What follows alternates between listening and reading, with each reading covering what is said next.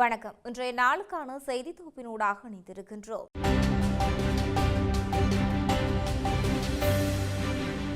பிரதமர் ஹர்னி அமரசூரிய உடனடியாக பதவி விலக வேண்டும் என ஸ்ரீலங்கா பொதுஜன பெரமுன கட்சியின் தேசிய அமைப்பாளரும் நாடாளுமன்ற உறுப்பினருமான நாமல் ராஜபக்ச வலியுறுத்தியுள்ளார். நாட்டின் கலாச்சாரத்தை மறந்து மேற்குலகில் தேவைக்கேற்ப என்பிபி அரசு தொடர்ந்து செயற்படுமானால் வெனிசுலாவில் நடந்ததை இலங்கையிலும் நடக்கக்கூடும் என்று அவர் எச்சரித்துள்ளார். ஊடகங்களிடம் கருத்து தெரிவிக்கும் போதே இந்த விடயத்தை குறிப்பிட்டுள்ளார். பாடப்புத்தகத்தில் உள்ள விடயங்கள் தெரியவில்லை எனில் நாட்டு மக்கள் பற்றி இந்த அரசு எப்படி புரிந்து கொள்ளலாம்? கலாச்சாரம், ஆன்மீகம், பண்பாடு இன்றி நாடு ஏனோ தானோ என்று சில மேற்குலக நாடுகளின் தேவைகளை நிறைவேற்றும் வகையில் பணிப்பது ஆபத்தானது. ஏனெனில் நாடொன்றுக்கு வந்து விமானத்தில் ஜனாதிபதியை கொண்டு சென்ற போதும் எமது நாட்டிலும் நடக்கக்கூடும். நாட்டின் சட்ட அனைவருக்கும் சமம் என கூறப்பட்டாலும் ஆளுங்கட்சியினருக்கு வேறுபட்ட விதத்தில் செயற்படும் நிலையே காணப்படுகின்றது.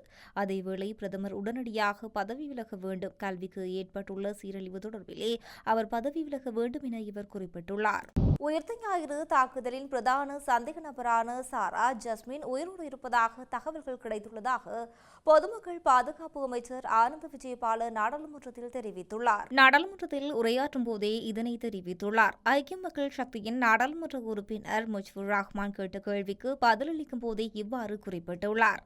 சாரா ஜஸ்மின் மரணமடைந்து விட்டதாகவே குறிப்பிடப்பட்டிருந்தது. அவர் இந்தியாவில் இருப்பதாக தெரிவிக்கப்பட்ட கருத்தில் எவ்வித உண்மையும் இல்லை. அவர் தொடர்பில் தீவிர விசாரணைகள் நடைபெற்று வருகின்றன. சில தகவல்களை வெளிப்படுத்த முடியாது. அவை மேலதிக விசாரணைகளுக்கு தடங்களை ஏற்படுத்தலாம் என்று குறிப்பிட்டிருந்தார். தரமாறு ஆங்கில பாடத்திட்டத்திலிருந்து சர்ச்சைக்குரிய பாடத்தை நீக்குவதற்கு தேசிய கல்வி நிர்வாகம் ஒப்புதல் அளித்துள்ளதாக கல்வி அமைச்சரும் பிரதமருமான ஹர்னி அமரசூரிய தெரிவித்துள்ளார். இதற்கான அனுமதியை தேசிய கல்வி நிர்வாகத்தின் கல்வி ஆலோசனை குழு அனுமதி நேற்று வழங்கியுள்ளதாக தெரிவிக்கப்படுகின்றது. நாடாளுமன்றத்தில் இன்று எழுப்பப்பட்ட கேள்விக்கு பதிலளிக்கும் போதே பிரதமர் இதனை குறிப்பிட்டிருந்தார். கல்வி தரத்தை பாதுகாக்கவும் மாணவர்களின் பாதுகாப்பை உறுதி செய்யவும் அரசாங்கம் இந்த மறுசீரமைப்பு பணியை முன்னெடுத்துள்ளதாக அவர் மேலும் சுட்டிக்காட்டினார். இதன் மூலம் கல்வி முறையில் காணப்பட்ட ஒரு பெரிய குறைபாடு நிவர்த்தி செய்யப்பட்டுள்ளது என அவர் தெரிவித்துள்ளார். இதேவேளை தரமாறு ஆங்கில பாடத்திட்டத்தில் சர்ச்சைக்குரிய விடயங்கள் வெளிப்படுத்தப்பட்டுள்ளதால் பல்வேறு தரப்பினரும் கண்டனங்கள் வெளியிட்டு வருகின்றமை குறிப்பிடத்தக்கது. பல பகுதிகளில் நிலச்சரிவுகளுக்கான ஆரம்ப அறிகுறிகள் ஏற்கனவே வெளிப்பட்டுள்ளதாக தேசிய கட்டிட ஆராய்ச்சி அமைப்பின் மூத்த புவியியலாளர் டாக்டர் வசந்த் சேனாதீர தெரிவித்துள்ளார். செங்குத்தான சரிவுகள், பள்ளத்தாக்குகள், செயற்கை பள்ளத்தாக்குகள் அல்லது ஆபத்தான பகுதிகள் வழியாக செல்லும் சாலைகள் உள்ள பகுதிகளில் வசிக்கும் மக்கள் நிலச்சரிவு எச்சரிக்கைகளுக்கு அதிக கவனம் செலுத்த வேண்டும். தேசிய கட்டிட ஆராய்ச்சி அமைப்பு வெளியிட்டுள்ள எச்சரிக்கைகளுக்கு கவனம் செலுத்தி தங்கள் உயிரை பாதுகாக்க அத்தகைய இடங்களிலிருந்து உடன் வெளியேறுமாறு அவர் அறிவித்துள்ளார். மத்திய மாகாணத்தின் 2 மாவட்டங்களில் உள்ள 3 பிரதேச செயலக பிரிவுகளுக்கு வெளியிடப்பட்ட நிலச்சரிவு வெளியேற சிவப்பு அறிவிப்பு தேசிய கட்டிட ஆராய்ச்சி அமைப்பு மேலும் நீடித்துள்ளது. இதற்கிடையில் ஏனைய சில மாவட்டங்களுக்கு விழிப்புணர்வுடன் இருக்குமாறு மண்சரிவு எச்சரிக்கை விடுக்கப்பட்டுள்ளது. அதேவேளை இலங்கை தென்கிழக்கே வங்கள விரிகுடாவில் நிலை கொண்டுள்ள குறைந்த காற்றழுத்த தாழ்வு பகுதி அடுத்த 12 மணி நேரத்துக்கு காற்றழுத்த தாழ்வு பகுதியாக வலுப்பெற வாய்ப்புள்ளதாக வளிமண்டலவியல் திணைக்களம் தெரிவித்துள்ளது. அந்த அமைப்பு மேற்கு வடக்கு நோக்கி அந்த நாட்டுக்கு கிழக்காக கரையோரம் நோக்கி நகரும் என்று எதிர்பார்க்கப்படுகின்றது. எனவே ஜனவரி 8ஆம் தேதி முதல் நாடு முழுவதும் குறிப்பாக வடக்கு, வடமத்திய, கிழக்கு, ஊவா மற்றும் மத்திய மாகாணங்களில் மழையுடனான வானிலை அதிகரிக்கும் என எதிர்பார்க்கப்படுகின்றது. இவ்வாறான சூழலில் நாட்டின் பல பகுதிகளில் சீரற்ற காலநிலை நிலவி வருகின்றது. இவ்வாறான சூழலிலே மண்சரிவு அபாய எச்சரிக்கை விடுக்கப்பட்டுள்ளமை குறிப்பிடத்தக்கது. நாடாளுமன்ற உறுப்பினர் கஜேந்திரகுமார் பொன்னம்பலம் தன்னை தகாத வார்த்தைகளால் திட்டியதாக குற்றம் சுமத்தியுள்ள நாடாளுமன்ற உறுப்பினர் ராமநாதன் அர்ஜுனா அவரது ஆசனத்தை மாற்றுமாறு சபாநாயகரிடம் இன்று அவசர கோரிக்கை விடுத்துள்ளார். கஜேந்திரகுமார் பொன்னம்பலம் தனது தாயாரை கொச்சப்படுத்தி மிக மோசமான வார்த்தைகளால் திட்டியதாக அர்ஜுனா சபையில் தெரிவித்துள்ளார். இனிமேலும் அவருக்கு அருகில் அமர்ந்து என்னால் சபையில் இருக்க முடியாது என அவர் குறிப்பிட்டிருந்தார். அவரது ஆசனம் மாற்றப்படாவிட்டால் சபை நடவடிக்கைகளின் போது அவருக்கு ஏதேனும் நேர்ந்தால் அதற்கு நான் பொறுப்பில்லை என அர்ஜுனா எச்சரிக்கை விடுத்துள்ளார். மேலும் கஜேந்திரகுமார் பொன்னம்பலத்தை நாடாளுமன்ற வரப்பிரசாத குழுவில் இருந்து உடனடியாக நீக்குமாறு அவர் வலியுறுத்தியுள்ளார். நாட்டின் வருமான வருமானத்துக்காகவும் மக்களின் ஊட்டச்சத்துக்காகவும் உயிரை பணயம் வைத்து உழைக்கும் கடற்தொழிலாளர்களின் பாதுகாப்பை உறுதிப்படுத்துவது அவசியம் என கடற்தொழில் நீரியல் மற்றும் கடல் வளங்கள் அமைச்சரும் நாடாளுமன்ற உறுப்பினருமான ராமலிங்கம் சந்திரசேகரன் தெரிவித்துள்ளார். கடற்தொழில் அமைச்சின் கீழ் கொண்டுவரப்பட்ட 2 முக்கிய ஒழுங்கு விதிகள் மற்றும் கடற்தொழிலாளர்களின் நலன்கள் குறித்து நாடாளுமன்றத்தில் ஆற்றிய உரையின் போதே அவர் மேலும் தெரிவித்துள்ளார். சேற்று நண்டுகளை பிடிப்பது தொடர்பாக நமது நாட்டுக்கே உரிய ஒழுங்கு விதிகள் அவசியமானவை. குறிப்பாக சிறிய நண்டுகள் மற்றும் கருவுற்றிருக்கும் நண்டுகளை பிடிப்பதன் மூலம் இயற்கை வளங்களுக்கு பாரிய அனர்த்தம் ஏற்படுகின்றது.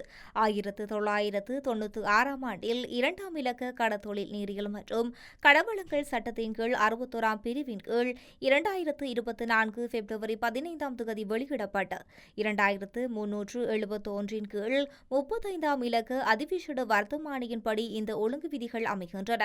ஐரோப்பிய நாடுகளுக்கு கடல் உணவுகளை ஏற்றுமதி செய்யும் போது ஐக்கிய நாடுகள் சபை மற்றும் ஐரோப்பிய ஒன்றியத்தின் கடுமையான ஒழுங்கு விதிகளை பின்பற்ற வேண்டியுள்ளது.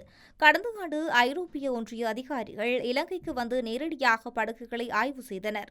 அங்கு சட்டவிரோத வலைகள் அல்லது தடை செய்யப்பட்ட முறைகள் பயன்படுத்தப்படுவது கண்டறியப்பட்டால் அந்த நாட்டுக்கு மீன் ஏற்றுமதி செய்ய தடை விதிக்கப்படலாம். அவ்வாறான இக்கட்டான சூழலில் அமைச்சர் செயலாளர் மற்றும் பணியாளர் நாயகம் உள்ளிட்ட அதிகாரிகள் கடுமையாக உழைத்து அந்த பாதுகாப்பை உறுதிப்படுத்தினர்.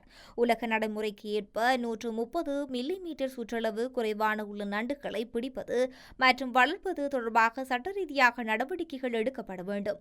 தடை செய்யப்பட்ட வலைகள் அல்லது சட்டவிரோத முறைகளை பயன்படுத்தி பிடிக்கப்படும் மீன்கள் ஏற்றுமதி நிராகரிக்கப்படுகின்றன. கடந்த வருடம் ஐரோப்பிய ஒன்றியத்தின் ஆய்வுகளின் போது இவ்வாறான தடைகள் ஏற்படாமல் அமைச்சின் அதிகாரிகள் மூலம் பாதுகாப்பு நடவடிக்கைகள் எடுக்கப்பட்டதாக இவர் குறிப்பிட்டுள்ளார். மின் கட்டணத்தை முடிந்தளவு குறைந்த மட்டத்தில் பேண வேண்டும் என்பதே அரசாங்கத்தின் நோக்கமாகும். இலங்கை மின்சார சபையின் யோசனைகளை மீளாய்வு செய்வது பொது பயன்பாடுகளில் ஆணைக்குழுவே இறுதி தீர்மானம் எடுக்கும் என அமைச்சரவை பேச்சாளர் நலிந்த ஜெகதீச தெரிவித்துள்ளார். கொழும்பில் உள்ள அரசாங்க தகவல் திணைக்களத்தில் இடம்பெற்ற வாராந்த அமைச்சரவை தீர்மானங்களை அறிவிக்கும் ஊடகவியலாளர் மாநாட்டிலே அவர் இதனை தெரிவித்துள்ளார். மின்கட்டணம் அதிகரிக்கப்படும் போது இலங்கை மின்சார சபை அரசாங்கத்துக்கு உரியது என்றும் கட்டணம் குறைக்கப்படும் போது அது சுயாதீனமானது என்றும் சிலர் கருதுகின்றார்கள். இது பொருத்தமற்றதொரு நிலைப்பாடாகும். பொது பயன்பாடுகள் ஆணைக்குழுவின் தீர்மானத்தையே நாம் பார்த்துக் கொண்டிருக்கின்றோம் என்று குறிப்பிட்டுள்ளார். இதேவேளை முழு கல்வி மறுசீரமைப்பு திட்டத்திலும் பாரிய தவறுகள் இடம்பெற்றிருந்தால் கல்வி அமைச்சரின் பதவி விலகல் குறித்து அவதானம் செலுத்தலாம்.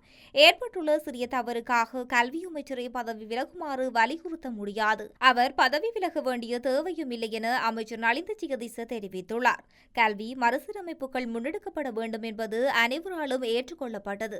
இது ஒரு இரவில் தீர்மானிக்கப்பட்ட விடயமல்ல. எமது கொள்கை பிரகடனத்தில் கல்வி மறுசீரமைப்புகளுக்கு பாரிய இடம் ஒதுக்கப்பட்டுள்ளதாக அவர் தெரிவித்துள்ளார். அதற்கமைய ஆசிரியர்களுக்கு பயிற்சி அளிக்கப்பட்டுள்ளது. எனவே மறுசீரமைப்புகளை நடைமுறைப்படுத்தும் தீர்மானத்தில் எவ்வித மாற்றமும் இல்லை. இதற்காக முன்னெடுக்கப்படும் நடவடிக்கைகளின் போது ஏற்படும் சிறிய தொழில்நுட்ப ரீதியான தவறுகளுக்காக முழு திட்டத்தையும் நிறுத்த முடியாது என தெரிவித்துள்ளார். விளக்கமறியலில் வைக்கப்பட்டுள்ள முன்னாள் அமைச்சர்கள் மற்றும் அவர்களின் பிள்ளைகளுக்கு உடல்நலக்குறைவு ஏற்பட்டுள்ளதாக தெரிவிக்கப்பட்டுள்ளது. அதற்கமைய முன்னாள் அமைச்சர்களான டக்ளஸ் தேவானந்தா மற்றும் ஜோன்சன் பெர்னாண்டோ அவர்களது 2 மகன்களும் தற்போது மகர சிறைச்சாலை வைத்தியசாலையில் அனுமதிக்கப்பட்டுள்ளதாக சிறைச்சாலை வட்டாரங்கள் தெரிவிக்கின்றன. வைத்தியர்களின் ஆலோசனைக்கமைய சிறைச்சாலை வைத்தியசாலையில் அனுமதிக்கப்பட்டுள்ளதாக அதிகாரிகள் தெரிவித்துள்ளனர். அத்துடன் முன்னாள் அமைச்சர் ஜோன்சன் பெர்னாண்டோ மற்றும் அவரது 2 மகன்களின் குடும்பத்தினர் வீட்டிலிருந்து உணவு கொண்டுவர சிறை அதிகாரிகளிடம் விடுத்த கோரிக்கை நிறைவேற்றப்பட்டுள்ளதாகவும் கூறப்படுகின்றது. எனினும் முன்னாள் அமைச்சர் டக்ளஸ் தேவானந்தா விளக்கமறியலில் வைக்கப்பட்ட நாளில் இருந்து மகர சிறைச்சாலையில் உள்ள கைதிகளுக்கு வழங்கப்படும் வழக்கமான உணவை பெற்று வருகின்றார்.